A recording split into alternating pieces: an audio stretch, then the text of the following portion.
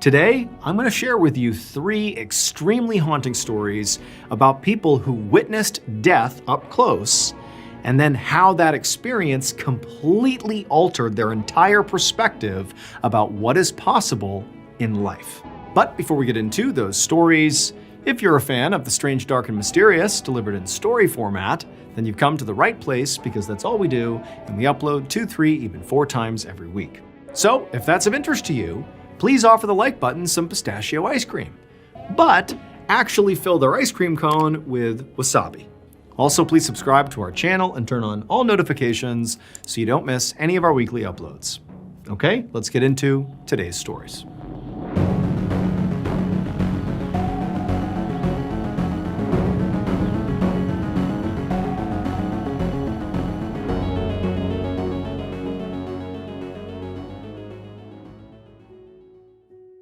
Late one night in 1870, a Harvard medical student named James Adams walked down a dark street toward the gate of a cemetery in the quiet town of Malden, Massachusetts. And with him was his classmate William, who was carrying an unlit lantern. Once they reached the gate, they both stopped and looked around to make sure nobody was watching, and then they helped each other climb over the gate.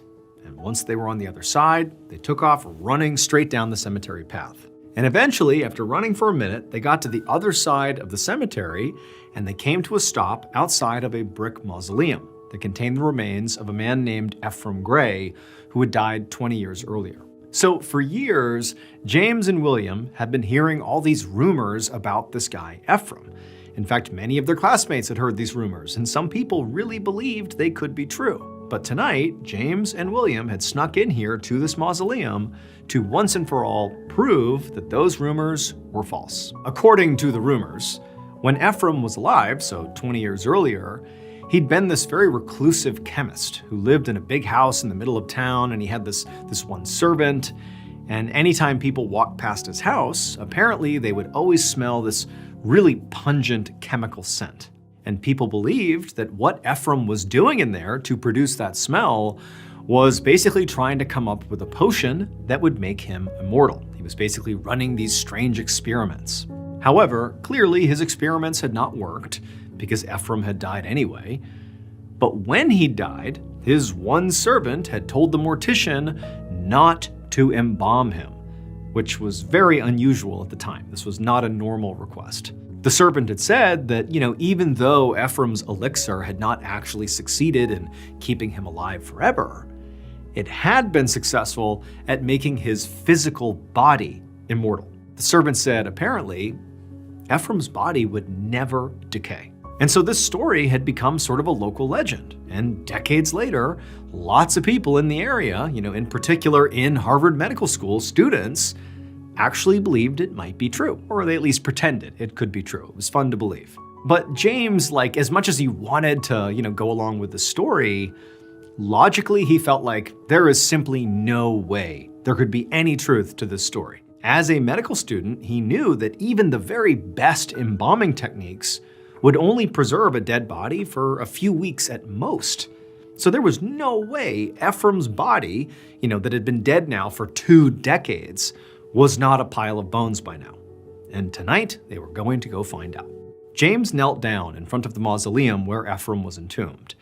And William struck a match and lit the lantern he had brought with him. And immediately the light from the lantern, it illuminated the door that led into the mausoleum, and they saw it was sealed shut with a padlock. So James, who's knelt down right next to the door, he pulled out a small hammer and a chisel, and he began to work on this lock. And eventually, he popped it open, he took the lock and put it on the ground, and then he stood up, and he and William were like, all right, here we go. And they pushed the door, and it slowly swung open. James stepped inside first, with William right behind him, holding up the lantern. And the space was cold and musty, and it was this kind of claustrophobic, all brick space that was covered in cobwebs. And on each side of the inside of this mausoleum were these big shelves with caskets sitting on each shelf. These were all different relatives of Ephraim's, and there were nameplates attached to each of these caskets. And so very quickly, James and William, they began looking, for the right casket that contained Ephraim. And eventually they found the right one, and they're sort of nervous at this point, but they're like, all right. And they got to either side of this casket, and together they pulled it off the shelf, and put it down on the floor. And so James and William, they both went to the same side of the casket. And William, he's holding up his lantern, and they look at each other. They're like, all right, here we go. And James reaches down, and he opens up the casket. And when they see what's inside, they can't believe it. Inside of this casket was definitely Ephraim's dead body. But even though Ephraim's clothing had clearly decayed into stringy brown mush, Ephraim himself did not look like he had been dead for 20 years. His skin was white and smooth, and there were no signs of decomposition on his body whatsoever. He was pristine. In fact, he looked like he was just sleeping, like he could just open his eyes and he'd be just fine. And so James and William are so spooked by this that they just instantly slam shut the casket, they turn, and they sprint out of the mausoleum, they flee the cemetery, and they pledge to never talk about this again. However, for the next few months, James just could not get the image of Ephraim's impossibly well-preserved body out of his head. Now, he still didn't believe the rumors that somehow, it's because of some potion that Ephraim drank that's made his body, immortal or something. But he read every chemistry book in the Harvard Library and could not find a scientific explanation for what he had seen. At the same time, James had another stress, which was he knew the Malden police were investigating the break-in at the mausoleum, and he was terrified that at some point, he and William were going to be found out. Desecrating a grave was a crime, and if James was actually arrested for it, he would get kicked out of medical school. But weeks turned into months, turned into years, and no police showed up at his door. So nobody figured out that he or William were involved in this break-in. And also, over this time, over these many years, he never figured out what actually had caused Ephraim's body to be that well preserved. But eventually, they just moved on with their lives. James graduated, he became a doctor, and he really just sort of forgot about the Ephraim thing. He just moved on. Until 30 years later, in 1900. At that point, James was in his 50s, and he was a successful doctor with his own medical practice in Boston.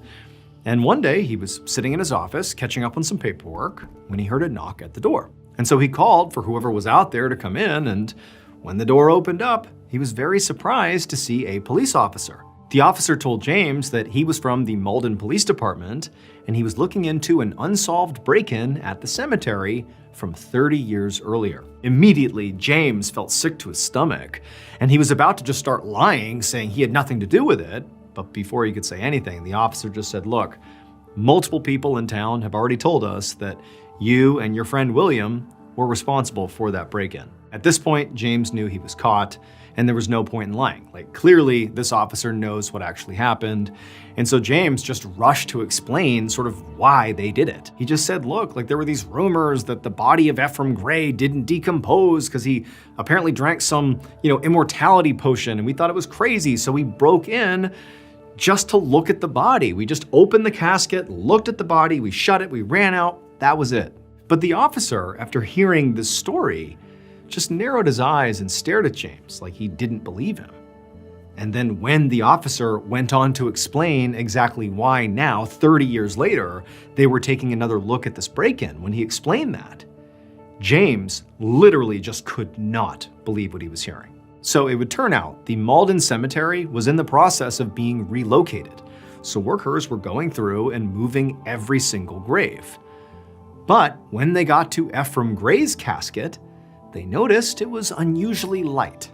So they opened it up and found it was empty. There was no sign that anybody except for James and William had ever tampered with that mausoleum. And so basically, James and William were being accused of stealing Ephraim's body. But they both swore they didn't do that.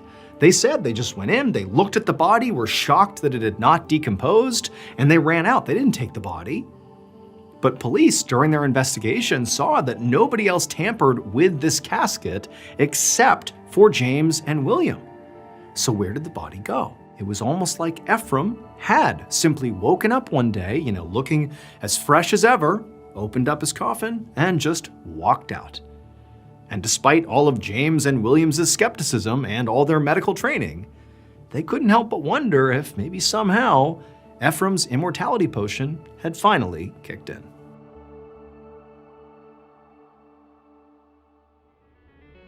Gas, groceries, eating out, even on the tightest of budgets, there's really no escaping nor controlling them. But here's what you definitely can control: getting cash back every single time you fill up, you hit the grocery store, or go out to eat with the Upside app. One thing I really like about Upside is that it doesn't require me to change anything I'm already doing. So before I fill up, I just check the app to see what offers are available nearby. It only takes a few seconds. And getting cash back on gas I was already going to buy is always a nice bonus. Here's how it works. Open the Upside app, claim an offer, pay with your card like normal, and get paid. That's it. And yes, it's cash back, not points you'll never use, not credits that expire. It's real money you transfer straight to your bank account. Upside has given back $1 billion to its users.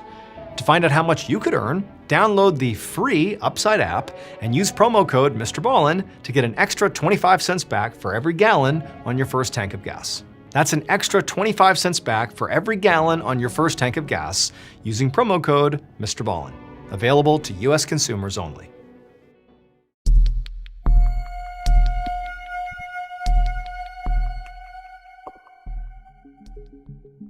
On the afternoon of January 28, 1945, an Australian reporter named Robert Cheney sat on a wooden bench inside of a small, cramped room in a swelteringly hot church in Brazil. He was squeezed shoulder to shoulder with several other reporters and a few doctors who were wearing white coats. All the lights were off in this church, and there was this religious hymn that was playing on a phonograph, which is like an early record player.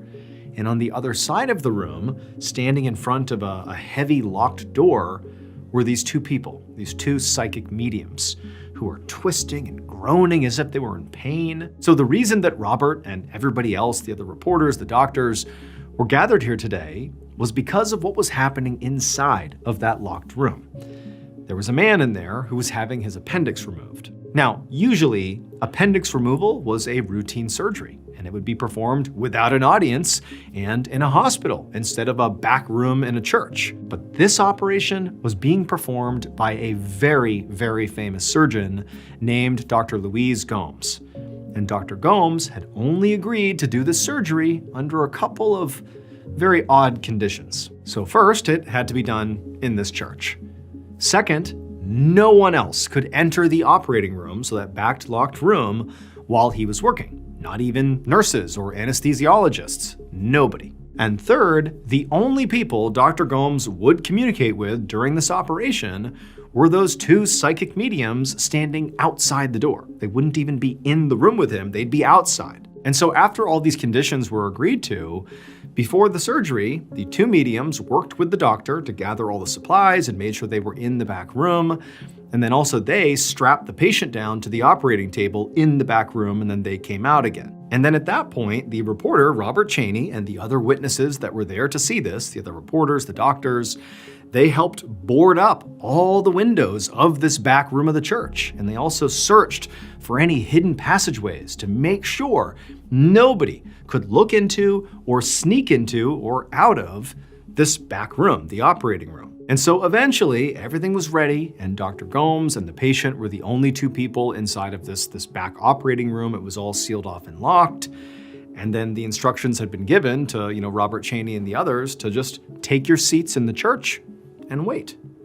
And so that's what Cheney and the others did. They just sat there sort of listening and watching, and nothing was going on. There's just this hymn playing from the phonograph, and the mediums are doing like weird stuff in front of the door, apparently communicating with the doctor, but the whole thing was just sort of absurd. Honestly, Robert didn't really know what to make of this. But when he had caught wind that there was going to be this totally bizarre procedure done, he had come here not to validate that this was a smart or good way to do a surgery, but rather that this would just make a really wild story that people would be interested to read. But the longer Robert sat there listening and watching this totally bizarre scene unfold, the more he felt like he had sort of bitten off more than he could chew, that this was not really worth the time or energy. This was just really, really weird. However, as he's sitting there, sweating in the heat, just sort of waiting for this thing to be over, whatever it was, he overheard a couple of the doctors who were witnesses to this, along the pew with him, talking about Dr. Gomes. And what Robert heard is that these doctors are like, there is no way Dr. Gomes can perform this surgery. Like, he's not capable of performing this surgery. It's not possible. Not to mention, the doctors are also saying that, like, generally speaking, attempting to perform an appendectomy by yourself with no anesthesia, no nurses, no techs to help, was also just a terrible idea. Let alone, again, Dr. Gomes can't do this. There's no way. And so Robert, after hearing these doctors talk, he started to feel like, oh man, this whole thing's really unsettling. Like, now it's just creepy. You know, the sound of the hymn and the mediums writhing around, you know, presumably communicating with this famous doctor through the locked door. And it's like, please let this end. This is so awful. And he was just staring over at the mediums and the locked door, and suddenly the mediums just stopped. But Robert just continued to sit there with the other witnesses for over another hour. They've been in there now for like 2+ hours, and it's just this horrible scene. But eventually, this booming voice came out of the back room. The doors weren't open yet. The voice was just coming from inside of that room, and the voice yelled that the operation was now over. Robert, at this point, looked over at those two doctors who had sort of voiced their own concerns, and they kind of exchanged a look like, what are we gonna see in there? But they had waited this long, they really wanted to see, so they all stood up and they made their way over to the door. When they got to the door, the two mediums stepped out of the way, and then one of the two doctors that was with Robert, they just reached down and tried the door handle, and they found it was now unlocked. And so the lights are on at this point inside the church. This is the first time they're gonna see what's inside of this, you know, magical operating room, and they open the door, and the doctors walk in, and Robert follows right behind them, and they look around. And at first, it was just really weird. Like, there was really nothing strange in the room. The patient is right in the middle of the room. He's on an operating table. He has fresh stitches right on his side, suggesting he's just had surgery. And literally next to him on the table is a jar with his appendix sitting inside of it, floating in liquid. The surgery had been a success. The patient was okay. However, there was a catch. The surgeon, the famous surgeon, Dr. Gomes, was nowhere to be seen. He was not back here. And the reason is because Dr. Luis Gomes was dead. He died 19 years earlier. And it was because the surgeon was dead that all these people, Robert, the two doctors, the other reporters, it's why they were brought here, to bear witness to this unbelievable thing. Because the people who organized this knew that if they didn't have witnesses, nobody would ever believe that this had happened. Even though a dozen witnesses, including Robert Cheney, those doctors, the other reporters, were there in the church that day, and they swore that no living doctor ever went in that back room. They didn't go in during, before, after the surgery. Nobody came out, even though they swore, basically, that the patient was effectively alone in that room. Despite that, X-rays would confirm that the patient had had an appendectomy on that day, that his appendix really was removed, and apparently it was removed by a very highly skilled surgeon. And so, this remains the only surgery on record to have been officially performed by a ghost.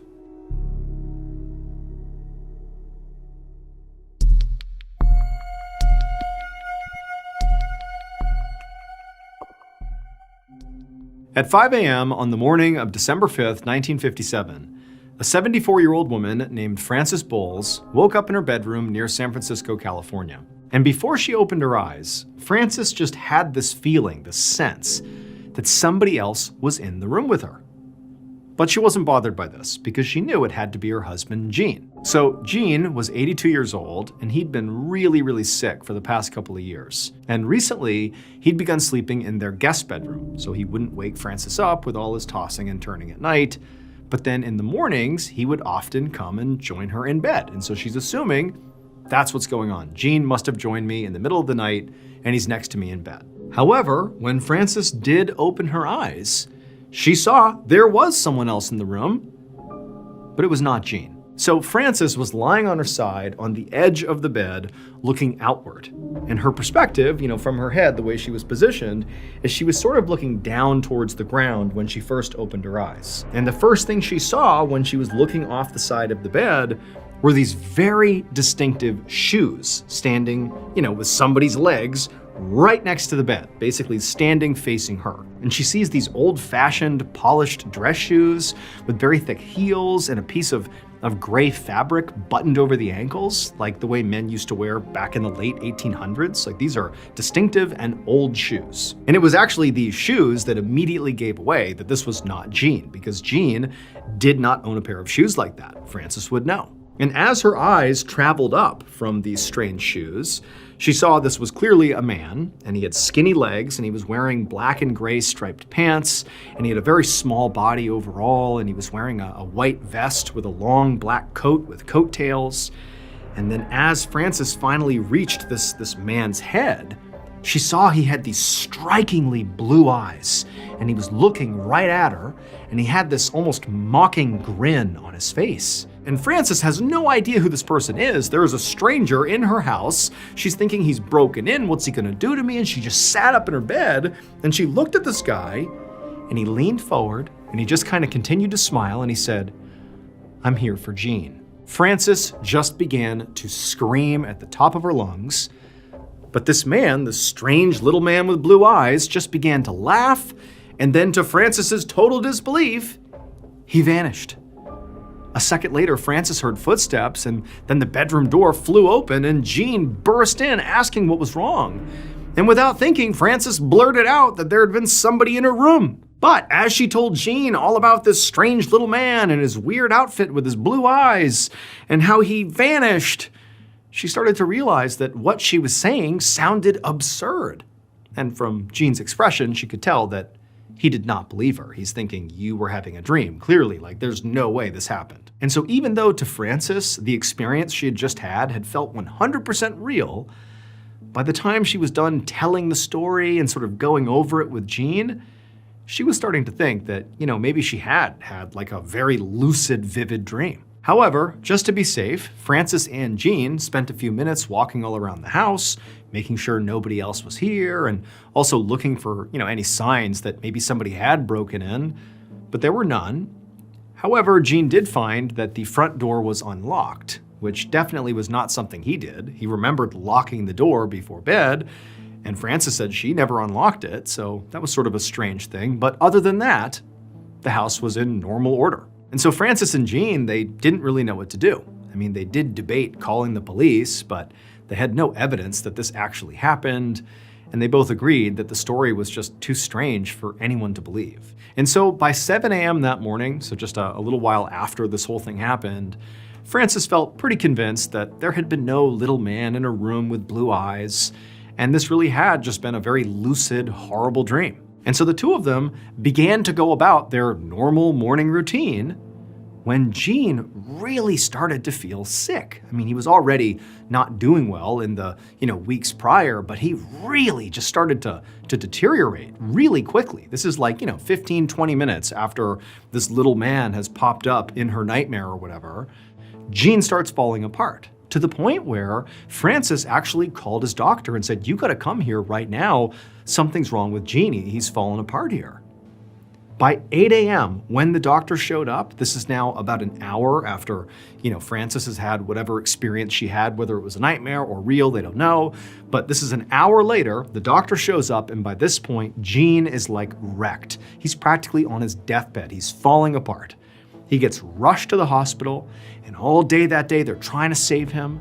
But by the very next morning, he had died. And then as time went on, whenever she would think about that strange experience, the little man in her room, she would just rationalize it and tell herself that that was just her own mind's way of working out her growing anxiety over Jean's mortality. I mean, after all, he had died literally within 24 hours of that vision, and so maybe that was just her mind's way of getting ready for Jean's death. However, despite telling herself the story and feeling pretty good about that being what this whole thing was, what she could never quite figure out was how her subconscious had created such a strange character with such a weirdly specific wardrobe. She knew she had never seen anybody like that before in her whole life. So how did her mind come up with this really vivid character? But she ultimately just pushed this whole thing out of her mind and didn't talk to anybody about this experience. Well, that is until a few months later. Late one night in the spring of 1958, so a few months after Jean's death, Frances and her 46-year-old daughter, whose name was Jane, were driving down a freeway in Northern California, coming home from a road trip they had taken as sort of a celebration of Jean's life. And so as they're driving along, both healthy as she and her mother believed when she saw this little man in the strange outfit with the blue eyes. She had had cancer that likely had just cropped up but had gone undetected. And now, by the time doctors were realizing she had it, it was too late. It had spread to the point where there was nothing they could do. Following her daughter's death, Frances was so overcome with grief that she poured her energy into basically just telling. Thank you so much for watching. Let me know what you thought of today's episode in the comments.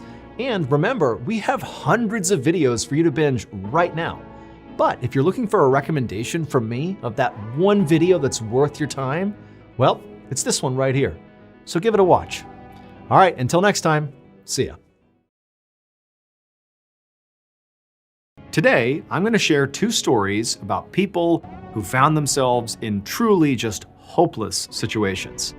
And in both of these stories, the main character makes a very unexpected decision that completely changes their lives, for better or for worse. But before we get into today's stories, if you're a fan of the strange, dark, and mysterious delivered in story format, then you've come to the right place because that's all we do, and we upload 2, 3, even 4 times every week. So, if that's of interest to you, please surprise the like button with a brand new wireless controller for their gaming console. But don't tell them it's really just their old controller that you cut the wire off of. Also, please subscribe to our channel and turn on all notifications so you don't miss any of our weekly uploads. Okay, let's get into today's stories.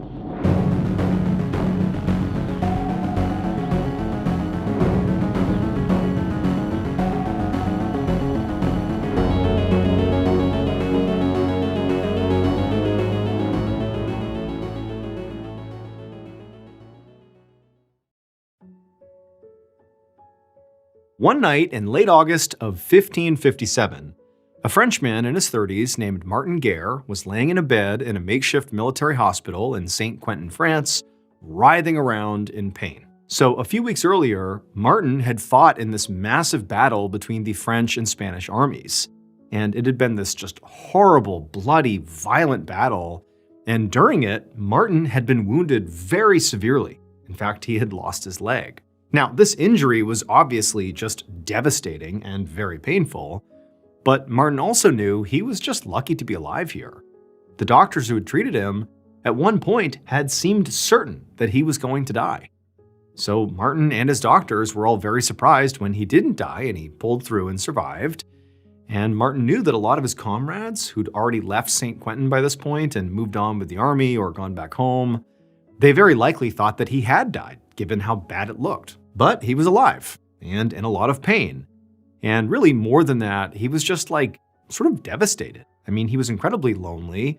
You know, all of his army mates had basically left the hospital or just moved on with their careers or they'd gone home.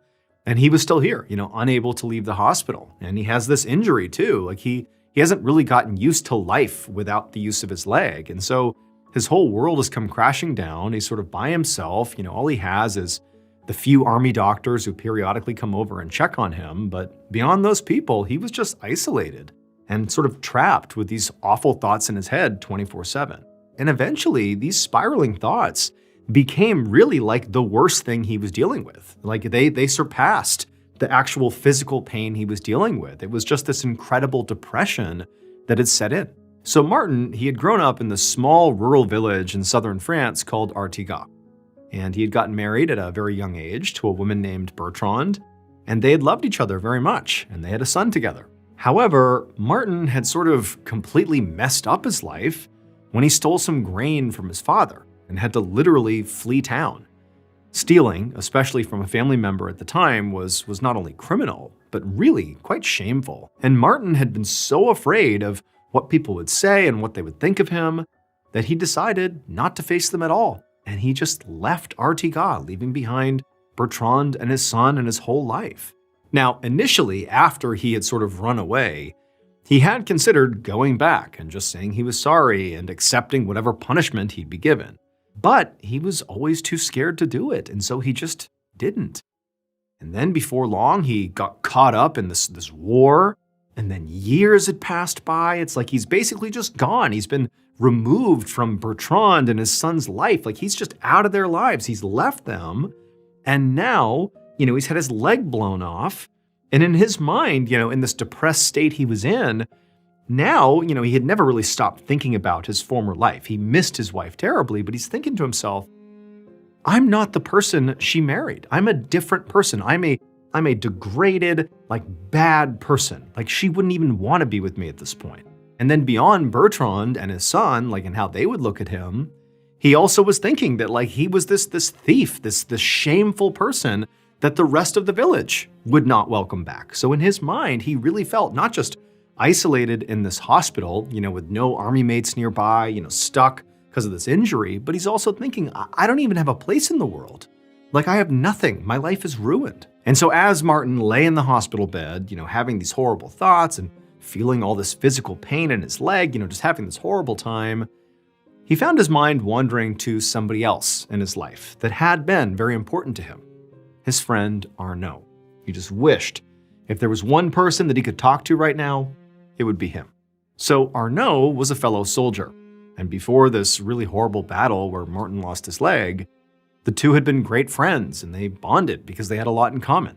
They were both from small towns in the south of France, and they even looked the same, they could pass as brothers. So they'd gotten really close and they talked about their lives and they shared a lot with one another. But like everyone else in the military that Martin had been friendly with or just worked with, Arnaud had, moved on. He was no longer here. He had gone somewhere else, wherever the army sent him. And so Arnaud was just yet another person in his life who he wished he could spend more time with, but knew he wouldn't. And so Martin's recovery would take a very long time. He was stuck in a hospital, basically bedridden with these horrible thoughts and this awful pain for weeks and then months, and then years passed by, and Martin still was just a shell of himself. And so he actually was moved to hospice care. However, after getting to hospice, Martin actually didn't die. Typically hospice care is for people that are at the end of life and that no longer is it about trying to save them, it's about keeping them comfortable until they pass away. But for Martin, he didn't die. He actually got better. And one afternoon in early September of 1560, so now about 3 years or so after he had lost his leg, Martin sat on a bench outside of the hospice that he had been staying in since the war had ended. Now, where he was located was actually just a few miles from his hometown, Artigas. But despite the now close proximity to, his former life, if you will, to Martin, it felt like, Artigas could have been a million miles away. It couldn't have felt further away for him. So after Martin sort of miraculously healed inside of hospice care and he was outfitted with a wooden prosthetic leg and was told that he could now leave and go about his life, well, it was good on the one hand. He got to go, back into reality, but he still had a lot of health problems as a result of his injuries. And, given this treacherous stretch of time where he had just been stuck in bed having these horrible thoughts, he had completely convinced himself that truly he was a shell of the man he used to be, and that nobody from his previous life would want him, not his wife, not his son, not anybody. He was nothing now. And so even though Martin was better at this point, in his mind, he sort of had resigned himself to simply wasting away and dying all alone. He just figured, even though the doctors say I'm better, that's the path I'm on, and I'm not going to change it. But now, as Martin sat outside on this bench, he heard a voice. And when he looked over at the road in front of the hospice where he heard this voice, he saw there was a man that he had never met before who was clearly walking towards him, that was the person speaking to him. As the man approached Martin, he asked him, "Are you Martin Guerre?"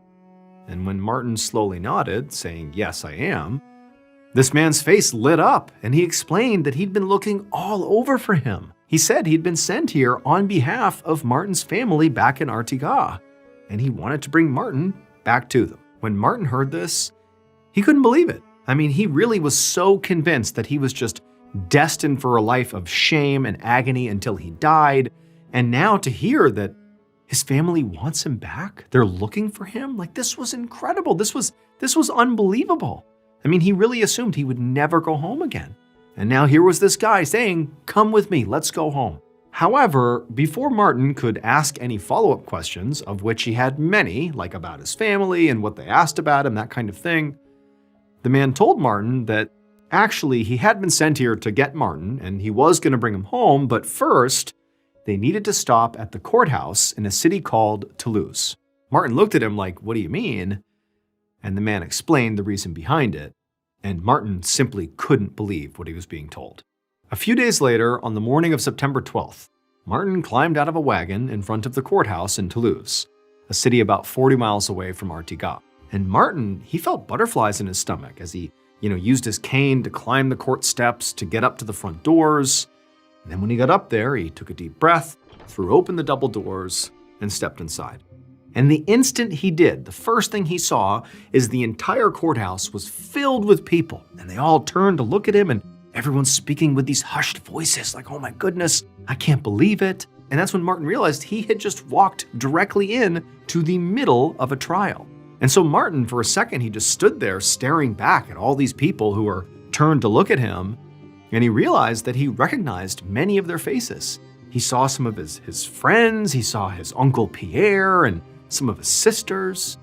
He saw his wife, Bertrand, as well as a boy sitting next to her, who must have been his son.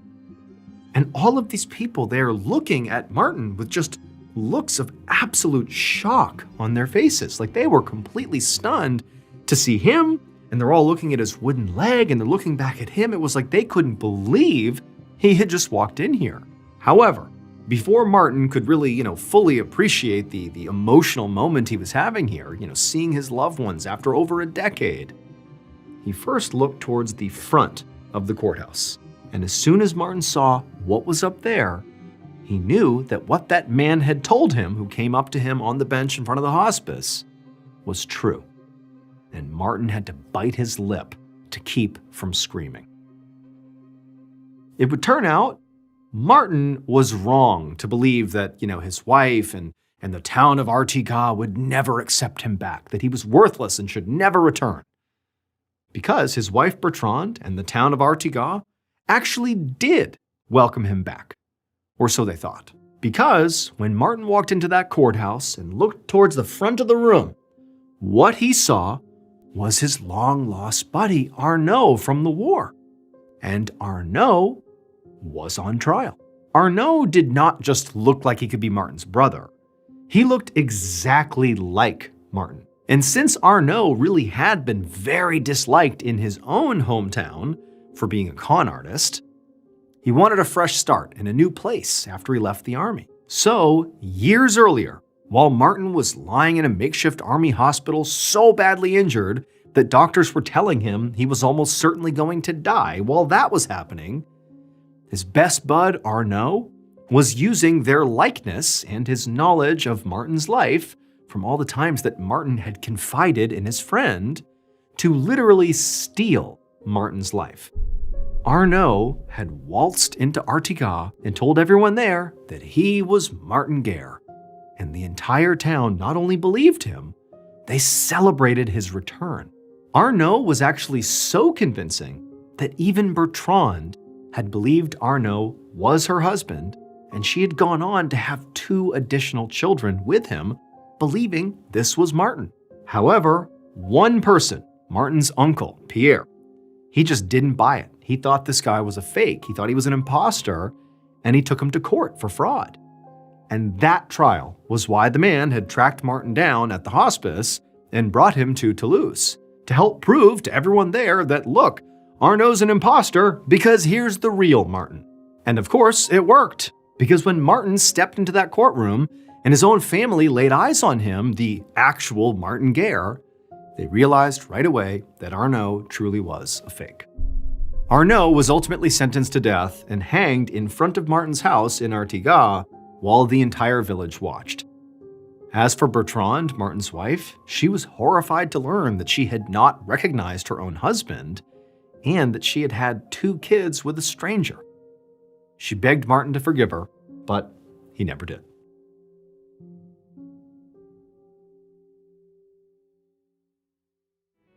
When you're refreshing your space, choosing a paint color can feel weirdly high stakes. Will that seafoam green that you loved online look more like split pea soup on your walls? Luckily, Sherwin-Williams takes the guesswork out of finding the perfect paint color. With 3 easy ways to sample, you can choose color with confidence, testing shades in your actual space before making the final call.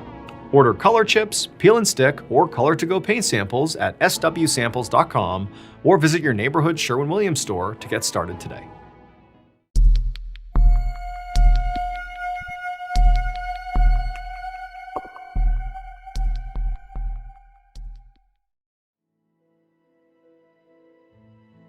One morning in November of 1940, an 84-year-old prospector named Irwin Robertson hiked down a snowy ridge in the Alaskan wilderness. He was pushing this sled that was full of supplies and animal furs, and it was pretty hard. I mean, as he was pushing this thing along, he was working so hard that he was breathing really heavy, and even though it was really cold outside, he could feel himself sweating underneath his clothes, like he was going to be covered in sweat. Now, Irwin knew that what he was doing was, risky. I mean, after all, he certainly was not as young as he used to be, and you don't want to get hurt out here or, totally exhaust yourself out here. I mean, this is the wild. But Irwin was not about to slow down because he could just not wait to get home. So Irwin had come to this area about 40 years earlier as part of the big Alaskan gold rush. And so, like basically every other prospector, he spent every summer and every fall at a cabin up in the mountains, predominantly hunting and mining. But his real home, where he really considered where he lived, was in the pioneer town of Eagle, Alaska, where he lived during the winter and the spring. And that is where Irwin was headed this morning. He had just wrapped up a very successful fall season up in the mountains, and he'd actually intended on staying in the cabin up in the mountains a bit longer. But a few days ago, the temperature had suddenly dropped, and Irwin did not have the supplies to wait out a winter storm up in that cabin. So he had packed up his things, told the handful of other prospectors in the area where he was going, and then he set out for Eagle. Now, this was a 100-mile trek to get to his home in Eagle, and it was through some very rough terrain, and also he's in Alaska, so this is like a very rough area to be navigating. But Irwin had made the trip at least once a year for the past 4 decades, so he knew what he was doing. So, despite really exerting himself here pushing the sled, he kept up as hard of a pace as he could manage for the next couple of hours, and then finally, around midday, he allowed himself to slow down and just take a quick break. However, after stopping and reaching into his parka and pulling out his canteen to take a sip of water, as he's sipping the canteen, something catches his attention out of the corner of his eye. And even though all he saw was just like a flash of movement out in the trees, he knew immediately what it was. So during this trek so far, there was this pack of wolves that was following him. He knew they were following him. But again, this is a man who lived in the wilds of Alaska, and so he was not unaccustomed to running into packs of wolves. He knew they were quite dangerous, especially for a guy who's alone in the woods right now, but he wasn't that concerned. However, he's thinking, okay, they're right over there. I'm gonna take a very quick break. He, capped his canteen, put it back in his parka, and he's like, I'm gonna keep on moving here. A few hours later, Irwin was a good ways further down the ridge, but he was starting to get cold. In fact, ice had formed on his beard and on his eyelashes. So the temperature had dropped much faster than he had expected, and he was starting to get worried because he knew it was only going to get much worse after the sun went down. And remember, he's been exerting himself this whole time. He's been sweating under his clothes, so he's wet under his clothes. And now the temperature's dropping, so he's like getting really, really cold. And so he decided that it was in his best interest to actually just stop right now and build a fire and just make sure he was warm. And so Irwin, he continued pushing his sled, keeping his eyes peeled for a good spot to actually stop and make camp. But as he's moving along, he hears something that causes him to just stop. It wasn't the sound of wolves. It was the sound of trickling water. And much like the wolves, water was quite dangerous out in the wilds of Alaska. But in many ways, water, especially in a very cold environment like this, was like the most lethal to people. Because getting fully wet in these temperatures basically guaranteed you would freeze to death. So Irwin moved very cautiously forward because, again, all he can do is hear the trickling water. He doesn't know where it is, and he's thinking, I better be careful I don't accidentally step into a creek or something and get wet here. He's already wet from sweating underneath his clothes. He can't afford to get more wet. And so he's moving carefully and cautiously. And then he rounds a bend and he actually sees the source of the sound. It was a creek that had basically completely frozen over, with the exception of a little bit of water that was sort of leaking out and sort of spilling out over the ice itself. And over time, like this water that was making the sound and leaking out, it was sort of freezing in layers on the surface of this creek. And so it was kind of like this, moundy block of ice that was sitting on top of this creek, but you could clearly see water sort of trickling its way through it. And so when Erwin saw this, he realized that, as long as he was very careful to avoid stepping on the frozen creek itself, that this area would actually make a great spot to spend the night. He could refill his canteen from the little spout of water coming out of the creek. Plus, there were a bunch of dead trees nearby, which were perfect for firewood. And this was good news, because by this point, Erwin was so cold he was shivering. So he parked his sled and then began gathering up some firewood. But as he was going around doing this, he spotted a few of those wolves who had not stopped following him, not very far away from him. They were sort of lingering in the trees, clearly watching him. And for the first time, Erwin started to feel pretty anxious about these wolves. The fact that they were now even closer than the last time he saw them suggested that, one, they're still following him, but two, they're getting braver, they're getting closer. But Erwin's thinking, I can't just continue on here. As much as it makes sense to get away from the wolves, I'm beat physically and I'm soaked, my clothes are wet, I'm getting so cold, I'm gonna die of hypothermia if I'm not careful. I gotta start this fire, I have to make camp here, I just have to. About 20 minutes later, Erwin had gathered up all the wood that he would need, and he piled it all next to his sled, and then he got ready to start his fire. And in this kind of very cold environment, actually starting the fire, the process of igniting the fire, was a potentially very dangerous process. Because in order to light the match, to light the fire, Erwin would have to take off his mittens and expose his hands to the freezing cold. But Erwin had to do it, so he reached down and he bit one of his mittens and pulled it off with his teeth, and then with that hand he reached into his parka and he pulled out his fire kit, which contained these thin scraps of tinder that he would use as fire starting material. Then he grabbed a match and he struck it to light it, but it didn't catch, the head of the match did not catch on fire. And so Erwin tried again, striking the match once more, but it didn't light. And again, he just kept trying over and over, and eventually he just snapped the match in half. Now, Erwin didn't panic because he knew that, in extreme cold, some matches light better than others, and some don't even light at all. And he had seen this happen before, so he wasn't panicking. Instead, he pulled off his other mitten to make sure he had max dexterity here, and he took out the other match and he held the thing he was striking it against, and he struck the second match, thinking this one will light. But it didn't, and he tried again and again, and he's starting to get a little panicked when finally he strikes the match, and this one does catch. But by this point, he's now had his naked hands exposed to the unbelievably cold temperatures for over a minute, and his hands were starting to seize up from the cold. They were shaking, in fact, so badly from the cold that even though he's got this light, his hands shook so much that by the time he transferred it to the tinder, the shaking caused it to extinguish. It was out. And at this point, Erwin did start to panic because his hands are in so much pain and they're so stiff from the cold that he was afraid that even if he put his mittens back on his hands, they wouldn't warm up fast enough for him to then remove his mitten and try this whole fire thing again. He really needed the fire in order to warm his hands, but obviously he needs his hands to make the fire. And so he's got a problem here. So Erwin, who was not one to give up easily, he just gritted his teeth and with his, failing hands, he just reached down and, fumbled and grabbed a third match, thinking, I gotta light this one, I gotta start this fire to warm my hands up, to warm my whole body up, I gotta do this.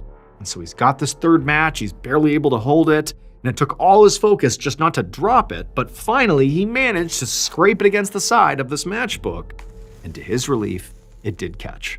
And so immediately Erwin, very carefully, kind of sheltered this little flame, and he carried it over to the tinder, and he put the flame on the tinder, but nothing happened. Erwin waited for the bundle to catch fire, but it didn't. And then the flame, the match, just burned out. And for a long moment, Erwin just stared at this scene in front of him in confusion. He didn't understand because he knew that this time He had done it all right. He had lit the match, he put it on the tinder. He had done this so many times before, but it's just not working. But then he looked more closely at the tinder, and his heart just sank, because he knew that the situation he was in was truly catastrophic.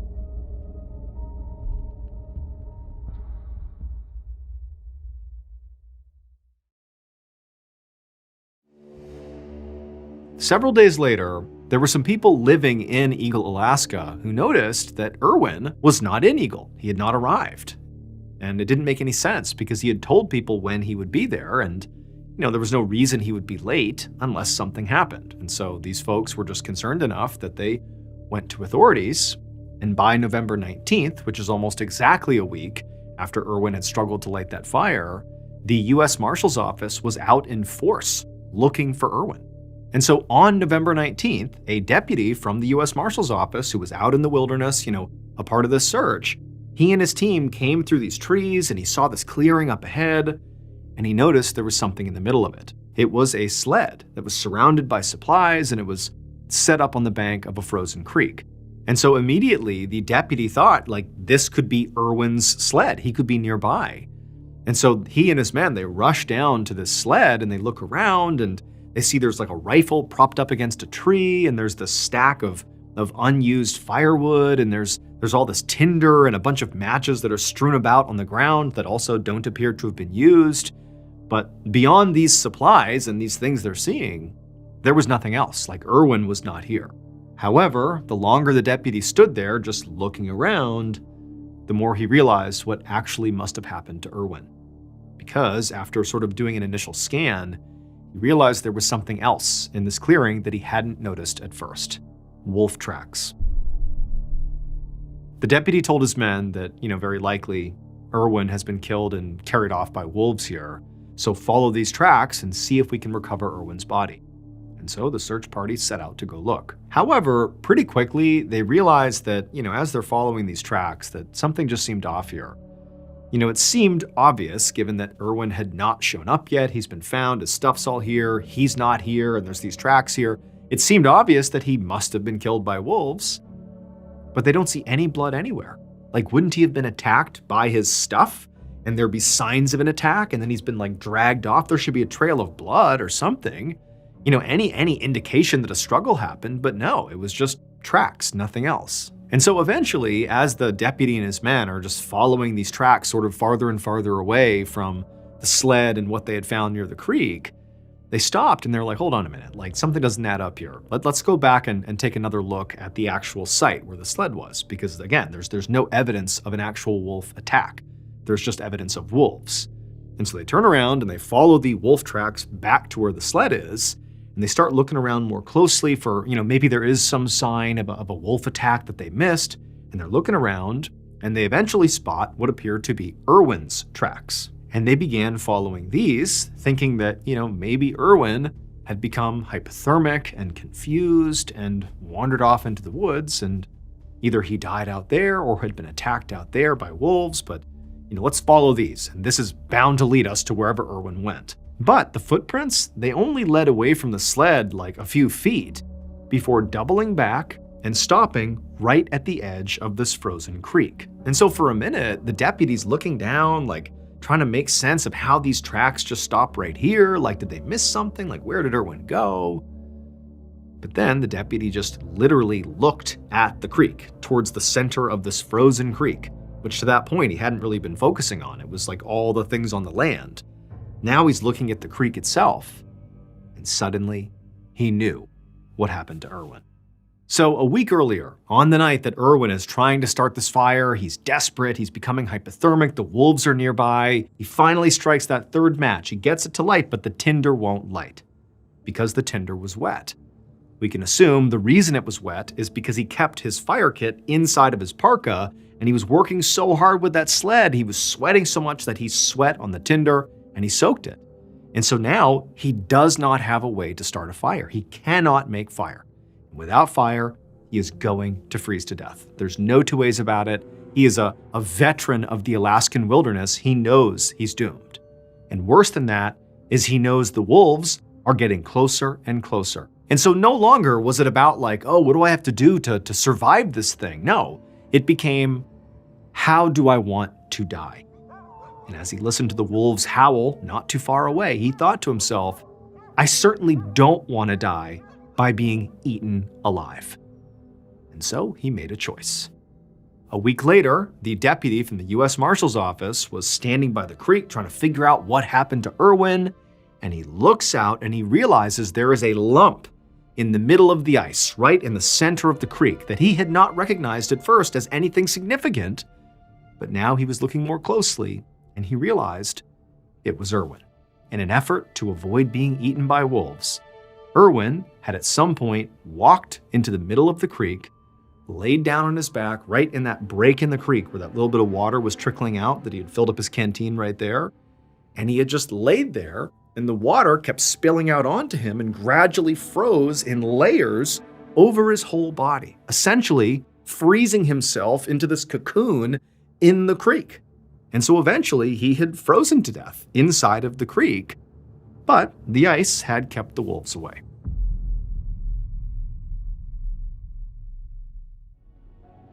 Thank you so much for watching today's episode. Let me know what you thought of it in the comments below. And remember, we have a whole playlist of Places You Can't Go episodes ready for you to binge right now. So go ahead and click here and give them a watch. All right, until next time, see ya. So tonight's story is a classic scary story. It's a great story. It's very unsettling. Got a great plot twist at the end. But this story, it's sort of so unbelievable that I think a lot of people are going to have a hard time actually believing it. But I'll tell you that when this happened, the story happened in Hong Kong, this story got picked up by many major news outlets and was covered extensively. So that suggests there's some real credibility to this story. But ultimately, it's up to you to decide what you actually believe. But before we get into tonight's story, if you're a fan of the strange, dark, and mysterious delivered in story format, then you've come to the right campfire, because that's all we do, and we upload 2, 3, even 4 times a week. So if that's of interest to you, go ahead and log in to the Like Button's email account and delete all their emails. Also, please subscribe to our channel and turn on all notifications so you don't miss any of our weekly uploads. Okay, let's get into tonight's story.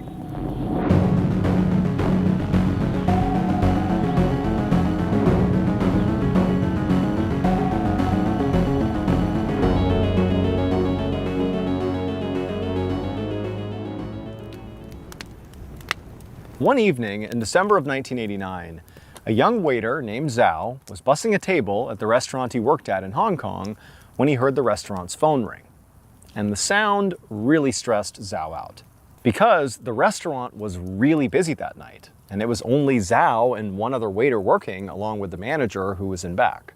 And so Zhao, he's bussing this table, he began looking around for the other waiter to see if maybe they heard the phone and they could go take the call, but he saw the other waiter and she was busy actually taking another table's order.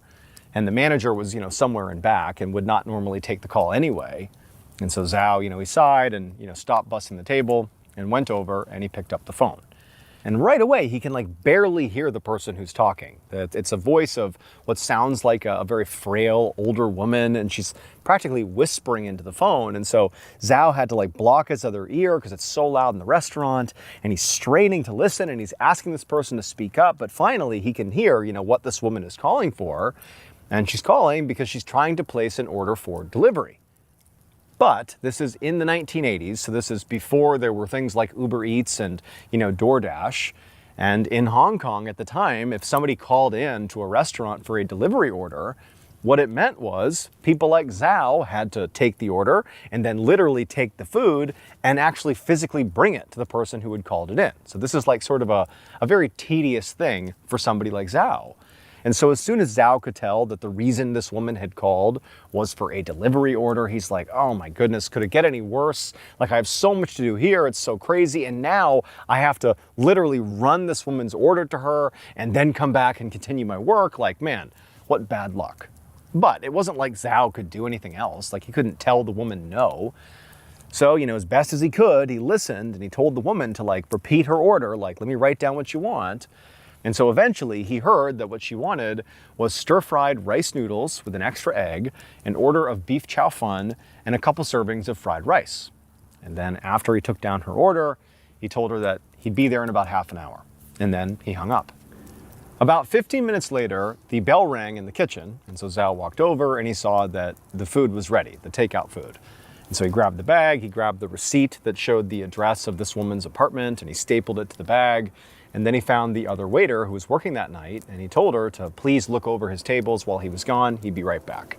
And then, with the food in hand, he left the restaurant and began running across the city to get to this apartment. And so he gets outside and he looks at the address and he starts running in the direction of this apartment. And, after several minutes, he gets to the apartment complex, he makes his way up and he finds the door of this woman's apartment. And he knocks on the door and he just waits. And nobody answers the door. So, he's looking at the time, he knows he needs to get back to the restaurant as soon as possible. He has people that are waiting for him. And so he knocks a bit louder this time and sort of calls out like, hey, delivery. No answer. It's still just quiet inside this apartment.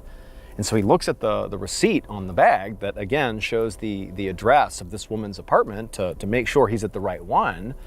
And he's like, yep, I'm definitely at the right apartment. And so after a few more moments of silence, Zhao, he just gives up trying to be polite here. He really needs to get back to the restaurant. And so he just starts wailing on this door, yelling like, hey, delivery, like get out here and get your food. And now this time he hears some movement inside of the apartment. And so he stops banging on the door. He hears, the locks being unlocked, and then the door, it opens inwardly, but only a tiny bit, like a crack. And it's dark inside the apartment, and it's bright in the hallway. And so from his perspective, Zhao's looking into this crack and he can't see anything. But eventually out of this darkness of this little crack, a little hand shows up, and in this hand is money. And through the crack, the hand reaches with the money. And so Zhao, he reaches out, he takes the money, and then a voice comes through the inside of this apartment. And it's that same very quiet, frail voice of the woman who had called and placed the order. And she just said for Zhao to leave the food right there. Just drop it, take the money, and go. And so Zhao, he's thinking how bizarre this is. Like, why is this woman acting the way she's acting? Like, why can't you just open the door all the way and literally take your food inside? Like, you asked me to come here with your food. You basically invited a stranger to your apartment. Like, why would you now be so cagey? It was odd. But at the same time, Zhao didn't really care. She had given him the money, which covered the order, and at this point, he could just leave the food and go back to the restaurant. And so that's what he did. Dropped the food, left the apartment complex, ran back to the restaurant, and continued his night, and basically forgot about this woman. So later that night, after the restaurant had closed, Zhao and the other waitress were cleaning up and getting ready to leave when the manager came out of the back office looking really upset about something. And he sort of strolled over to Zhao and the other waiter, and they both stopped instinctively when they saw the look on his face, and they're sort of looking at him, and he comes in and sort of out of nowhere, he's like, I know one of you two has been stealing from this restaurant. I know it. And immediately Zhao, he looks over at the other waiter and she looks back at him and they're like, what? Like Zhao knew he did not steal any money. There was no way he was talking about him. And from the looks of it, the other waiter, she definitely did not seem like she, had just been caught stealing. And so the two of them kind of looked back at the manager and they're like, what are you talking about? Like, we didn't steal from you. Like, what do you mean? Like, what are you talking about? But the manager was like, I know one of you did it. I don't know who, but one of you did it. And I'm telling you right now, if it ever happens again, you're fired. And then the manager just turned around and he walked back into his office. And so Zhao and the other waiter are just left standing there like, what just happened? But at the same time, like Zhao anyways, he knew he didn't take any money. And he's just like, you know what? I just want to go home. Like, this has been a long day. I want this to be over. And it seemed very much like the other waiter felt the same way. And so the two of them just kind of shrugged and they were like, I don't know what he's on about, but I didn't do anything. And they finished cleaning up. And then before long, they had left for the night. The next day, Zhao was back at work. And once again, it was extremely busy. And once again, they were understaffed. It was just Zhao and another waiter. a different waiter than the day before, but still, it's just the two of them and the manager who was in the back office. And so it's just another very stressful day. And all day, Zhao, he's thinking about the fact that the manager had effectively accused him of stealing the night before, and that really hadn't been resolved, just from the perspective of the manager hasn't talked about it again, so it's like the elephant in the room. But, at this point, Zhao was just doing his job because, he didn't steal anything. He knew he didn't steal anything, and so he figured it was just a misunderstanding. If it gets brought up again, there's definitely an explanation here. And so all day and into the evening, Zhao's just working like mad, so is the other waiter. And then at some point in the evening, the phone in the restaurant rings. This is in the middle of, the busiest time of the night. And once again, Zhao, he's hearing the phone ringing and he's hoping the other waiter is available to take the call, because the last thing he wants to do is do another delivery order. But just like the night before, his coworker was busy taking orders from other people, and so it fell on Zhao to take the call. And so Zhao, he trudged his way through the very busy and very loud restaurant to the phone. He answered it, and immediately he recognized the voice. It was the same woman who had called the night before, the woman he could barely hear. She was talking so quietly. And so again, he had to block his ear to hear what she wanted. And again, she was placing an order for delivery. So again, Zhao would have to be the one to literally go run to her apartment and drop off her food and then hustle back and finish his shift. And so, feeling sort of annoyed and a little frustrated because he can barely hear this woman, he's like, "Hey, can you please repeat your order? I need to write down your order."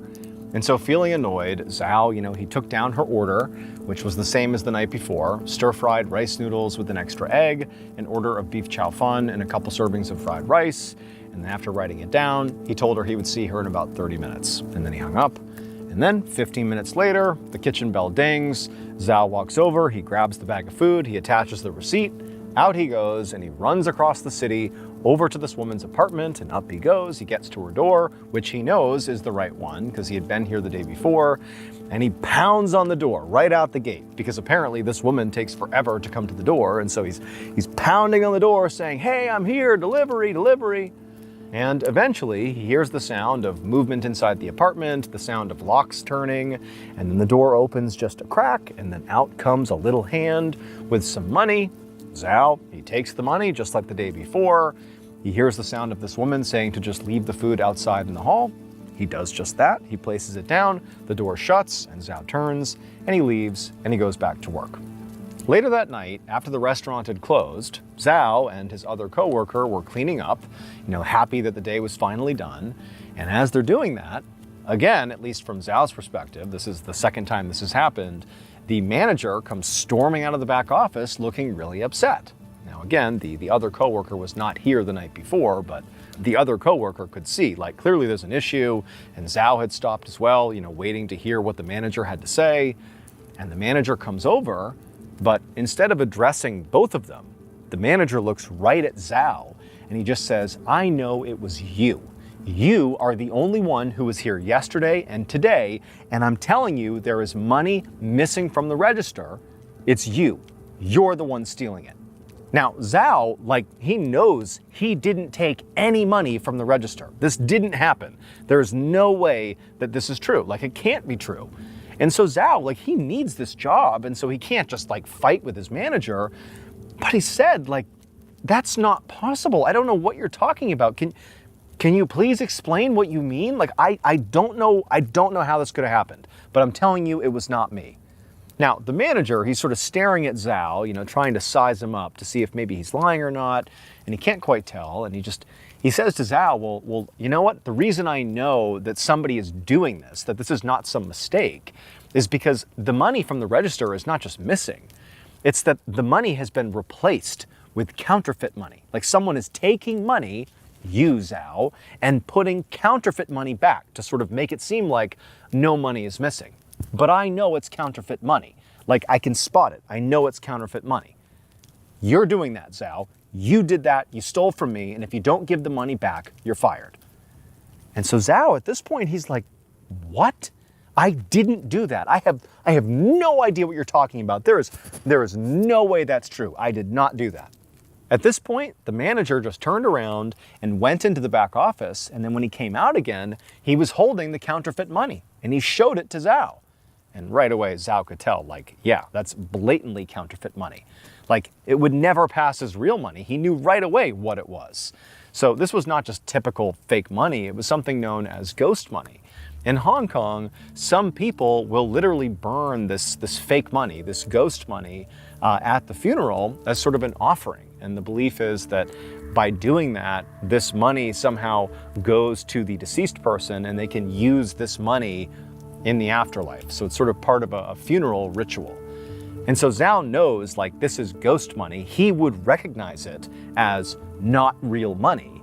And so the idea that this was put into the register to somehow dupe the manager into believing that, don't worry, no one stole any money here, just seems sort of absurd. And so Zhao, he says to the manager, like, well, wait a minute, I didn't do this, but if I were to take money from the register, I wouldn't have left behind this obviously fake money. I would have just taken the money. I didn't, but why would I put this obviously fake money back in the register? That definitely wouldn't fool you. It didn't. And the manager, you know, he was thinking about it and he was like, yeah, actually, you're right. But then he was like, well, you know, what must have happened then is, you know, you must have accepted this counterfeit money from, you know, a customer and not realized it. Like, this is your mistake. You must have allowed someone to pay with this ghost money and just not noticed it. You know, you're very busy. Maybe that's what happened. And Zhao's like, no, like, there's no way I would have accepted clearly fake money. I would have said, no, this is not real money. Like, there's no way I would have made that mistake. And so the manager is like, well, then how could this money have gotten into the register? Like, were there any strange customers here over the past 2 days? I don't know, like maybe somebody somehow, some way managed to pay with fake money and you didn't notice it or something. Do you have any memory of strange customers or seedy customers over the past 2 days? Now, Zhao, like, he wasn't immediately thinking, oh, I wonder, you know, what criminals I ran into in the last couple of days that maybe paid with counterfeit money. Because, like, in his mind, there was no one like that, like, over the past 2 days. It was just normal people, except he did just immediately think about that woman who had called on both nights and had the same delivery order that he had taken to her apartment. And he thought how weird it was that she had only opened the door a crack and handed out a little bit of money and told him to leave the food on the ground. And, like, for just whatever reason, even though in some ways he knew, like, there's no way that woman has anything to do with this counterfeit money, he just found himself telling the manager, he's like, well, actually, there was, like, this one woman, like, I delivered food to her the past couple of nights, and he sort of described the whole thing and just kind of how weird it was that she would have him leave the food in the hall, and you could barely hear her, and he sort of was confused about the whole thing. And so, like, this didn't explain the counterfeit money at all, but it was like the only weird thing that Zhao could think of. And the manager by this point did believe Zhao. Like, he had sort of changed his tone and he sort of believed that something weird was going on here and it wasn't Zhao. Like, he was now sort of working with Zhao to figure it out. And so the manager was just like, okay, well, you know, if this lady calls again, let me deliver the food to her. Let me see if maybe I can talk to her and see if somehow, some way I can figure out if she's the one giving us the counterfeit money.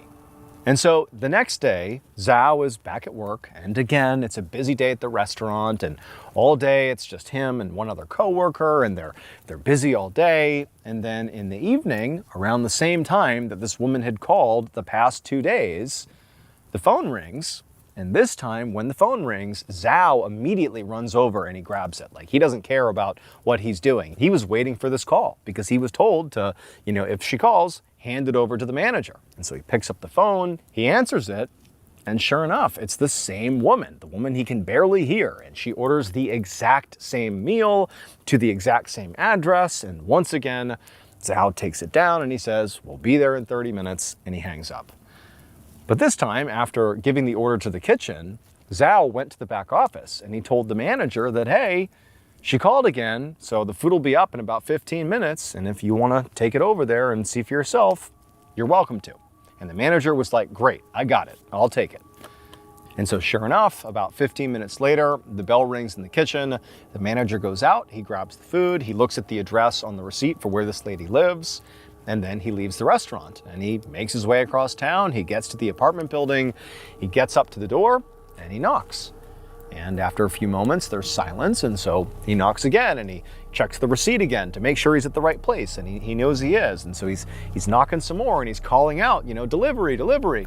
And eventually, he hears movement inside of the apartment, and he hears the sound of locks turning, and then just the way Zhao described, the door opened just a crack, and then a little hand came through that crack, holding out some money.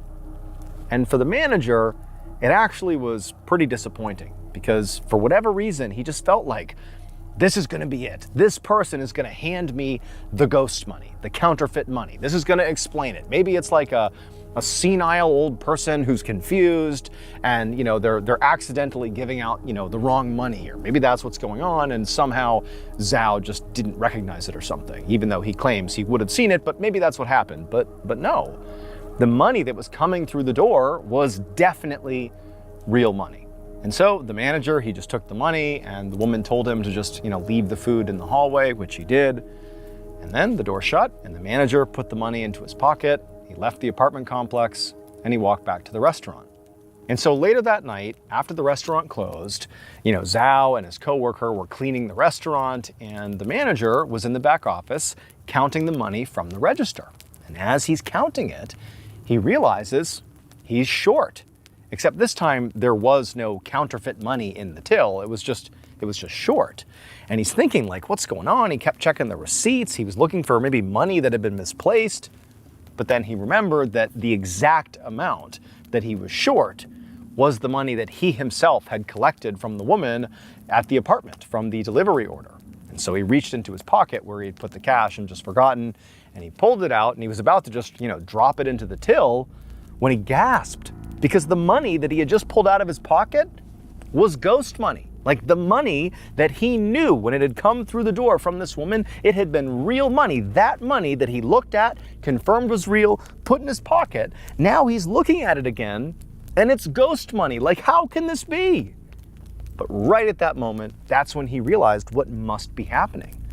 They were dealing with a professional counterfeiter. She must be using money that has the appearance of real money when it's given to the other party, but then maybe there's paint or something on it that sort of wears off, and it eventually reveals that it's fake money. But by that point, the transaction's already happened and the con is done. And so he's thinking, that's what's going on. That explains the whole thing. That's why Zhao didn't realize it when he was taking this money. It looked real, and it wasn't until later when, whatever they did to the money wore off that it became clear it was ghost money. So at this point, the manager picked up the phone and he called the police. Later that same night, 2 police officers arrived at the apartment complex where this woman who kept ordering delivery food lived. And they made their way up to her apartment, and they knocked on her door, and they called out that it was the police and they were here to talk to her. But nobody answered the door. And so after a few moments, the police knocked again, much louder this time, but still, there was no answer. Nobody came to the door.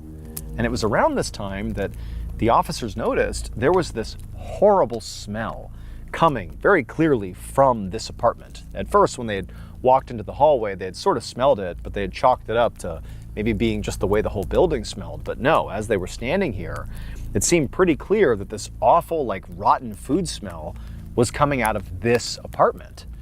And considering the fact that they were here for a potential, counterfeiting ring inside of this apartment, and just the weirdness of the smell and the silence as they're pounding on the door, the officers decided, we gotta go in there. We gotta see what's going on.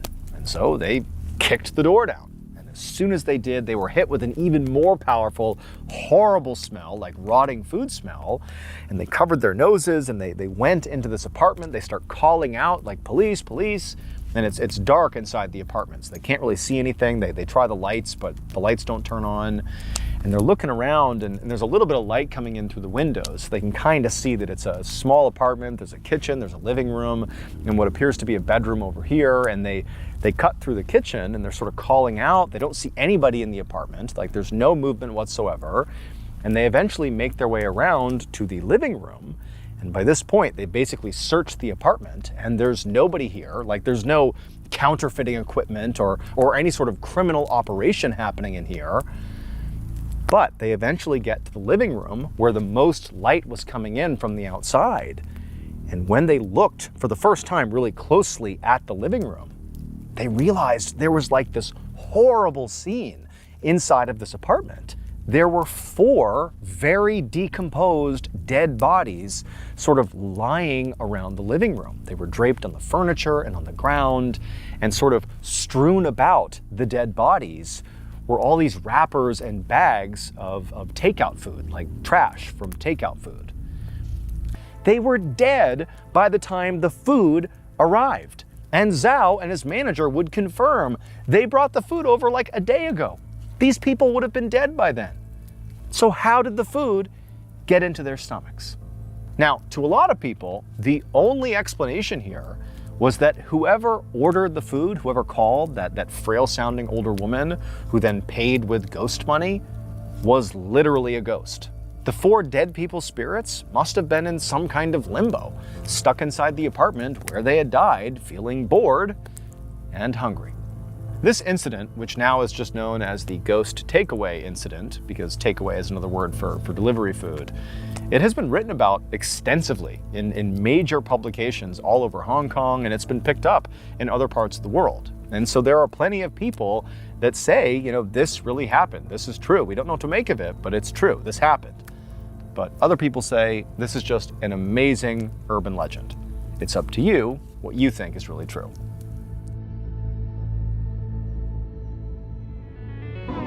All right, thank you all so much for joining me tonight at the campfire. And if you enjoyed this, remember, we actually have a whole playlist of campfire episodes that are ready for you to binge right now. If you want to do that, go ahead and click right here and give them a watch. All right, until next time, see ya.